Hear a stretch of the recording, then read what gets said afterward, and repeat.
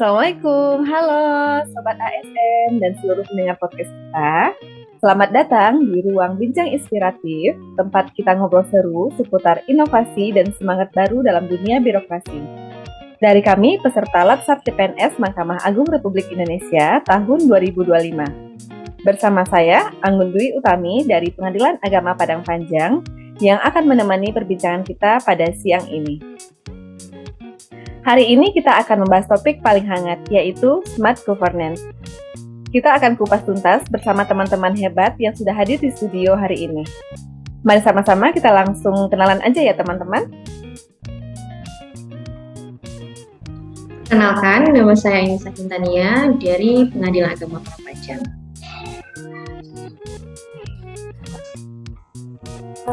Perkenalkan, nama saya Asyifa Balkis dari Pengadilan Agama Moral. Halo, perkenalkan nama saya Debbie Aulia Triansyah dari Pengadilan Negeri Lubuk Sikapi.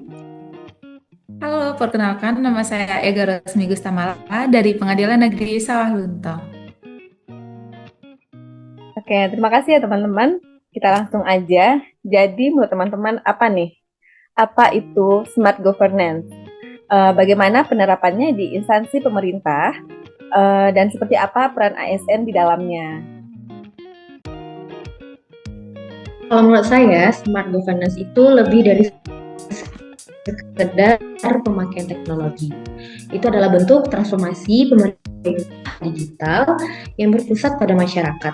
Jadi bukan sekedar pakai komputer, tapi bagaimana pemerintah bisa lebih cepat, transparan, dan efisien dalam melayani. Intinya, teknologi buat kita cerdas dalam melayani. Betul Kak Kintan, saya juga sudah cukup lama bekerja di instansi ini dan perubahan teknologi itu sangat terasa. Dulu hampir semua proses dilakukan manual, membutuhkan banyak kertas dan waktu tunggu yang lama. Sekarang dengan sistem digital terintegrasi ini, pelayanan menjadi lebih cepat, akurat, sejalan dengan nilai Smart ASN, yaitu integritas, profesionalisme, dan kemampuan digital. Nah, saya bagian pelayanan langsung, jadi sangat merasakan manfaatnya. Misalnya, sekarang masyarakat bisa mendaftarkan layanan secara online, melacak berkasnya real-time via dashboard, bahkan memberi penilaian lewat aplikasi survei digital. Penggunaan QR Code untuk verifikasi dokumen juga sangat memangkas birokrasi yang berbelit. Ini bukti nyata kolaborasi antara sistem digital dengan kinerja ASN yang kompeten. Ya, saya juga sudah tanya ke masyarakat waktu mereka mengajukan permohonan secara daring. Katanya nggak perlu antri, nggak bingung harus kemana, tinggal buka situsnya, isi data, dan tinggal tunggu notifikasi hasil. Cepat banget.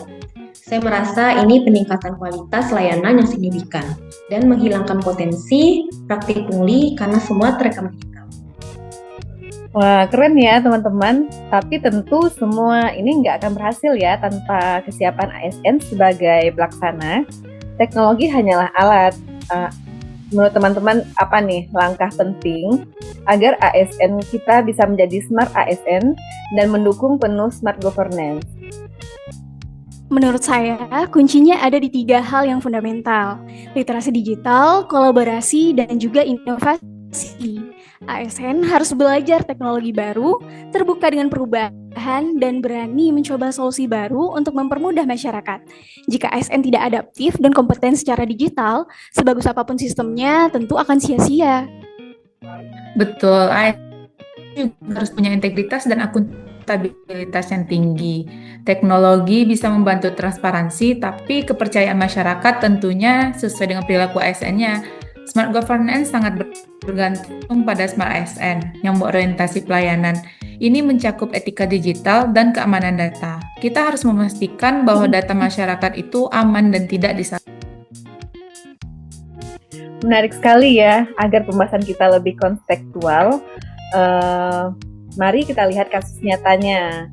Apa nih, ada praktik yang good practice dan tentu saja juga ada praktik yang menyimpang dalam terwujudnya tata kelola cerdas ini. Kita mulai dari yang inspiratif ya. Nah, saya punya contoh good practice di unit kami, yaitu adanya aplikasi e-court. Ini adalah sistem pendaftaran terintegrasi yang memungkinkan pemohon mengisi data sekali dan datanya dipakai untuk semua jenis izin. Ini terwujud berkat inisiatif ASN muda yang punya semangat inovasi dan adaptif terhadap teknologi baru. Mereka tidak hanya menunggu pemerintah saja, tetapi bisa menciptakan solusi sendiri. Luar biasa, dari sudut pandang masyarakat, hal ini benar-benar mencerminkan prinsip efisiensi dan kecepatan. Tidak ada lagi fotokopi berulang dan tugas dari minggu jadi hari bahkan jam. Ini menunjukkan bahwa ASN tidak hanya bekerja tapi melayani. Good practice seperti ini harus dipertahankan dan ditularkan dalam perspektif manajemen ASN.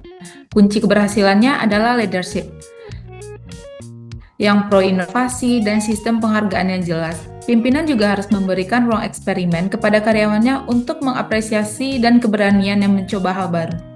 Setuju banget nih Kak Ega. Untuk menularkannya ke unit lain, kita butuh strategi kolaboratif.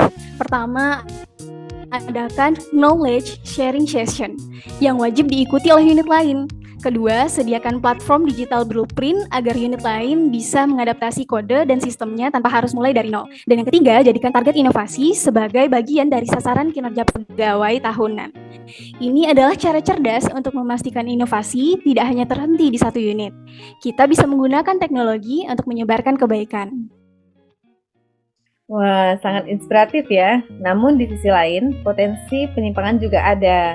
Teknologi canggih bisa menjadi senjata bermata dua jika tidak dibarengi integritas. Kita harus membahas best practice agar bisa mengambil pelajaran.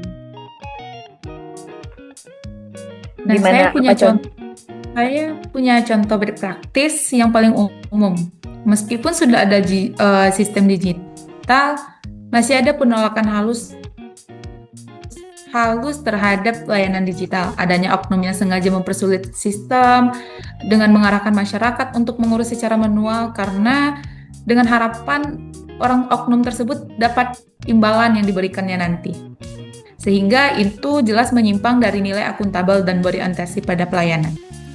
Atau ada juga yang lebih parah, penyalahgunaan akses data. Data yang harusnya dijaga kerahasiaannya malah digunakan untuk kepentingan pribadi atau kelompok. Misalnya itu diskriminasi pelayanan.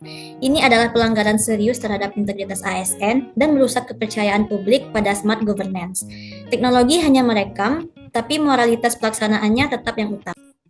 Nah, faktor penyebab kegagalan utama dari bad practice ini adalah tentunya komitmen moral dan pengawasan internal yang kurang ketat, berdampak untuk menyimpang. Cara mencegahnya tentu perlu sistem pengawasan digital yang berlapis.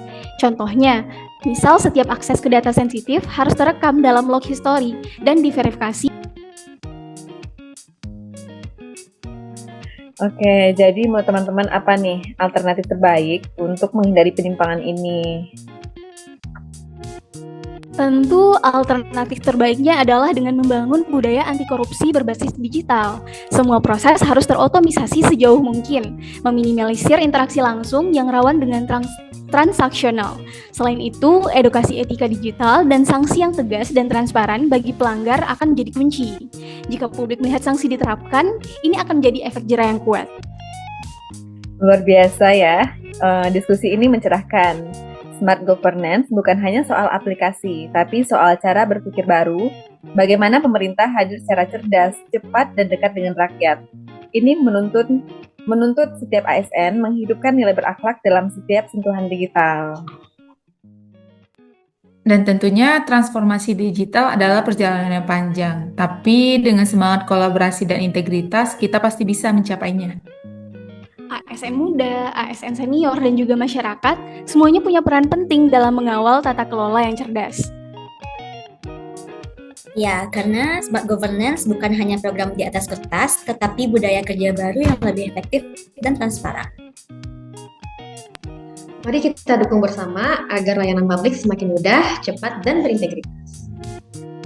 Jadi, dari semua pembahasan hari ini, kita belajar ya bahwa smart governance bukan hanya soal penggunaan teknologi, tapi tentang bagaimana ASN bekerja dengan cerdas, melayani dengan tulus, dan beradaptasi dengan perubahan zaman. Kita harus terus meniru praktik baik dengan inovasi digital yang efisien, dan tegas mencegah praktik buruk dengan pengawasan berlapis. Ingat, teknologi hanyalah alat. Keberhasilan sistem cerdas ini sepenuhnya ditentukan oleh komitmen moral dan profesionalisme kita sejalan dengan nilai berakhlak. Mari kita wujudkan tata kelola pemerintahan yang transparan, efisiensi, dan berintegritas demi pelayanan publik yang semakin baik dan masyarakat yang semakin percaya. Smart governance, ASN cerdas, Indonesia maju. Oke, sekian ya podcast dari kami. Terima kasih. Assalamualaikum. Nih.